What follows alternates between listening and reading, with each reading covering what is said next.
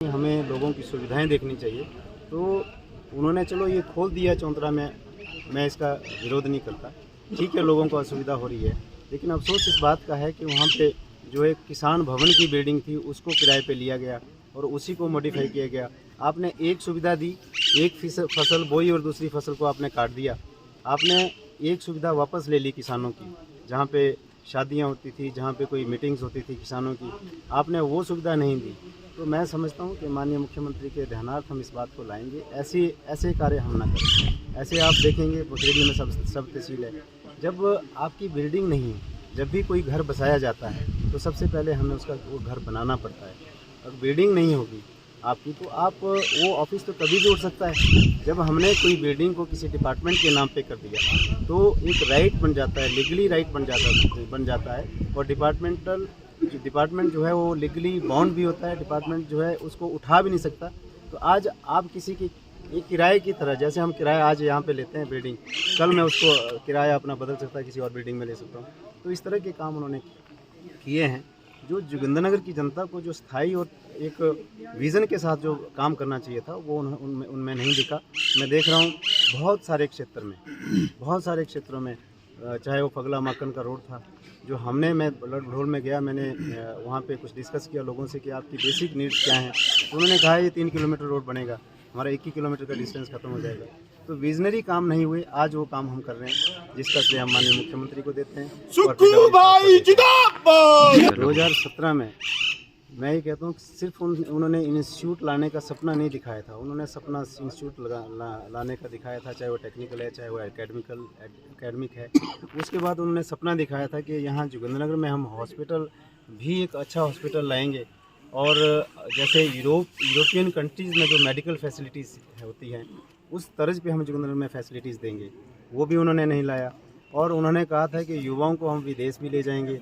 उन्होंने कहा था कि हम यहाँ पे कोई इंडस्ट्री भी ले आएंगे ताकि रोज़गार जो हमारे जो मेले, मैं आपको, क्योंकि अब जोगिंदरनगर की जनता ये समझ चुकी है, कोई अरबपति है या करोड़पति है, खरबपति है, वो काम नहीं कर सकता। काम करने के लिए इंटेंशन चाहिए। यहाँ पे आपदा आई, कोरोना आया, तो एक समाज सेवी के रूप में उन्होंने दस्तक जोगिंदरनगर विधानसभा क्षेत्र में दिए थे, और लोगों ने भी बिल्कुल दिल खोल के उनका समर्थन किया, और उनको विश्वास था कि यहाँ पे हमारी समाज सेवा के रूप में एक फरिश्ता यहाँ पे आ रहा है। लेकिन वो अब पर्दे के पीछे उनका राज कुछ और था। आप मीडिया पर्सनल हैं, आप सब लोग इलेक्ट्रॉनिक और प्रिंट मीडिया के साथ ही यहाँ पे हैं। मैं आपको ये कहना चाहूँगा कि जब ये 2017 के चुनाव की आपने बात की, उस वक्त उन्होंने ये विज़न जोगिंदरनगर के लोगों को दिखाया था कि हम नशा मुक्त भी कर देंगे। और यहाँ पे जितने युवा हैं, मैं समझता हूँ कि कोई भी क्रिकेट का खिलाड़ी ये बचा नहीं कि उसने क्रिकेट ना खेली हो। उसको ये आश्वस्त किया गया कि क्रिकेट के माध्यम से आपको नशे से दूर करेंगे और उसके बाद आपको रोज़गार के लिए हम वहाँ ले जाएंगे। लेकिन पर्दे के पीछे उनका मकसद सिर्फ कुर्सी को पाना था, वोट लेना था। उसके बाद आप बताएं कि कोई क्रिकेट की प्रतियोगिता उन्होंने की, और एक की तो उसको आधी अधूरी छोड़ा। तो केवल कुर्सी पाने के बाद वो जो अपने टारगेट्स उन्होंने 10-12 उन्होंने टारगेट्स रखे थे, उसमें कोई भी काम नहीं किया। उल्टा जोगिंदरनगर विधानसभा क्षेत्र को नशे के गर्त पे धकेल दिया, बच्चों को नशे में डाल दिया। और आप देख रहे होंगे अभी जब चुनाव, ये भी रिसेंटली जो चुनाव हुए, जो उनके आज भाजपा के प्रवक्ता बने हुए हैं, उनके ऊपर जो है वो शराब के बिक्री का, शराब की चोरी का, शराब को बांटने का जो है उन गाड़ी पकड़ी गई, और उसका केस भी उनके अगेंस्ट दर्ज हुआ है। तो बहुत अफसोस होता है कि एक आदमी इस कुर्सी को पाने के लिए कई बार अपने बाप का नाम लेंगे, कई बार किसी का नाम लेंगे, वोट हासिल करेंगे, और जो मकसद एक राजनीति का सेवा नीति है उससे दूर हट करके अपने बिजनेस को बढ़ावा दे रहे हैं। ये बहुत अफसोस की बात है, और मैं समझता हूँ कि जोगिंदरनगर के लोग अब जाग चुके हैं। सर, मुख्यमंत्री फायर सब स्टेशन मिला है, जिसके लिए मैंने पहले भी माननीय मुख्यमंत्री का धन्यवाद किया है। और जो घोषणाएं बजट में उन्होंने की है, माननीय मुख्यमंत्री ने जब से इस प्रदेश की कमान संभाली है, वो 18 घंटे काम कर रहे हैं।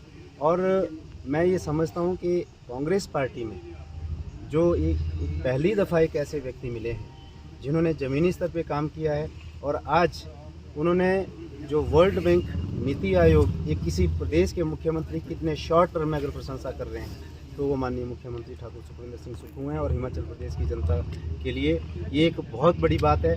और मैं आपको ये भी कहूँ, जो बजट में जो घोषणाएं की हैं, एक व्यक्ति कोई मुख्यमंत्री अगर अपना घर का निजी बजट जनता के लिए समर्पित कर रहा है, आधा करोड़ 51 लाख रुपए जो मुख्यमंत्री जनता के लिए समर्पित कर रहा है, स्वाभाविक है कि उनका बजट आम जनता के लिए ही होगा।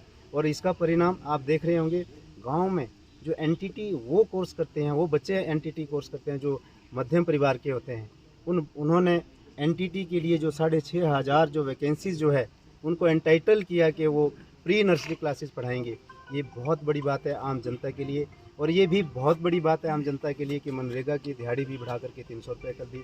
और जो आम आप देख रहे हैं, एक बड़ी आज हम दौड़ और होड़ की इस ज़िंदगी में हम बहुत आगे दौड़ रहे हैं, लेकिन हम प्रैक्टिकल अपनी ज़िंदगी को नहीं देख रहे हैं। वो माननीय मुख्यमंत्री ने इस बजट में देखा, वो चीज़ क्या है? वो चीज़ है कि आपने देखा होगा कि गांव में छोटे छोटे जो हमारे मध्यम परिवार के लोग हैं वो गाय भैंस पालते हैं, और दूध आज की डेट है हम सिंथेटिक दूध पीते हैं।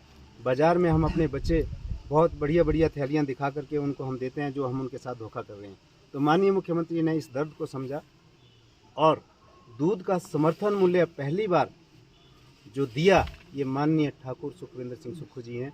और ये सोच आम आदमी की सोच है, और इसी तरीके से आम आदमी की सोच को जो लेकर के ये चले हैं, और इससे ही हमारा हिमाचल प्रदेश इस देश का सबसे अमीर राज्य अगले 10 सालों में बनने वाला है। ये मुझे पूरा विश्वास है, और उनकी कथनी और करनी में कोई अंतर नहीं है। ये जो है माननीय मुख्यमंत्री का आज जो है एक एक बच्चा जो है इसका उदाहरण है, वो उनकी प्रशंसा कर रहे हैं।